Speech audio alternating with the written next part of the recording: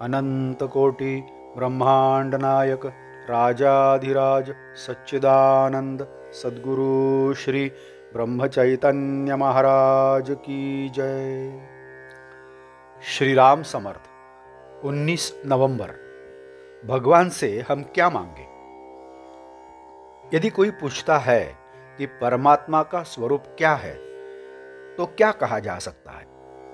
वह तो नाम, रूप और गुण से अतीत है, इसलिए हम अपनी भावना से जैसे उसे देखें वैसे वह है, ऐसा कहा जा सकता है। मतलब यह कि सब हमारी भावना पर निर्भर है। हम उससे जो मांगे वह देने के लिए वह तैयार होता है। हम उससे विषय मांगे तो वह देगा नहीं सो बात नहीं, पर उसके साथ ही उसके फल के रूप में हमें सुख दुख भी भोगने पड़ते हैं। अतः कुछ मांगना हो तो हम सोच विचार कर मांगे। एक आदमी थक गया, इसलिए एक पेड़ के नीचे बैठ गया। वह पेड़ कल्प वृक्ष था। उसने यूं ही सोचा, यहां मुझे पानी पीने को मिल गया तो कितना अच्छा होगा। ऐसा सोचते ही उसे पानी मिल गया।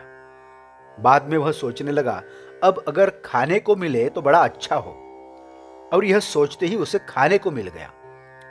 उसको आराम करने की इच्छा हुई और यह विचार मन में आते ही सोने की सुविधा हो गई। उसके बाद उसे लगा कि इतना सब तो होता रहा, अब यदि मेरे बीवी बच्चे भी यहां आ जाए तो मजा आ जाए।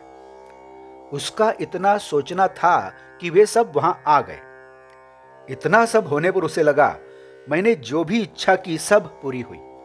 अब यदि यहां मेरी मृत्यु हुई तो बस। ऐसा कहते ही उसकी मृत्यु हुई। तो कहने का मतलब यह है कि विषय मांगने पर विषय बढ़ते ही जाते हैं। अतः जिससे हमारा कल्याण हो ऐसा ही हम कुछ मांगे। किसी राजा ने एक भिखारी से कहा, तुम्हें मुझसे जो मांगना हो मांग लो। तो उस भिखारी ने राजा से ओढ़ने के लिए कंबल मांगा। यदि वह आधा राज मांगता तो वह आधा राज भी दे देता। उसके पास से उसने मामूली कंबल मांगा। अतः कोई समर्थ दाता मिले तो उससे क्या मांगना चाहिए, इसका ठीक विचार करके मांगे।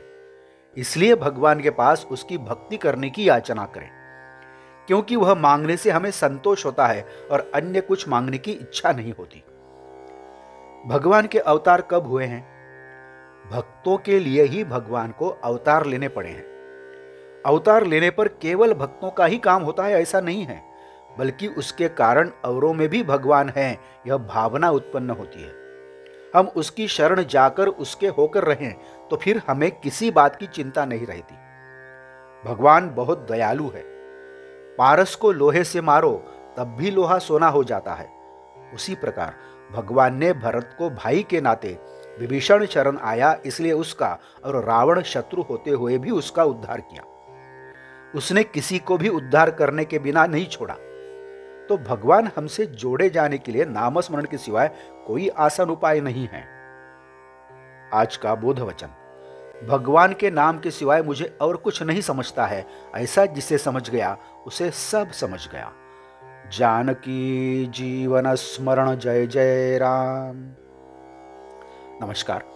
मराठी और हिंदी में श्री महाराज की प्रवचनें आप हर रोज सुन रहे हैं, लेकिन आपसे विनती है कि कृपया चैनल को भेंट दीजिए और प्लेलिस्ट देखिए।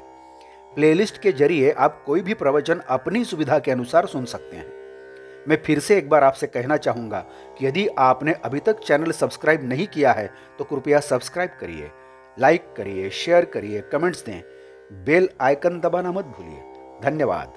जय जय श्री राम।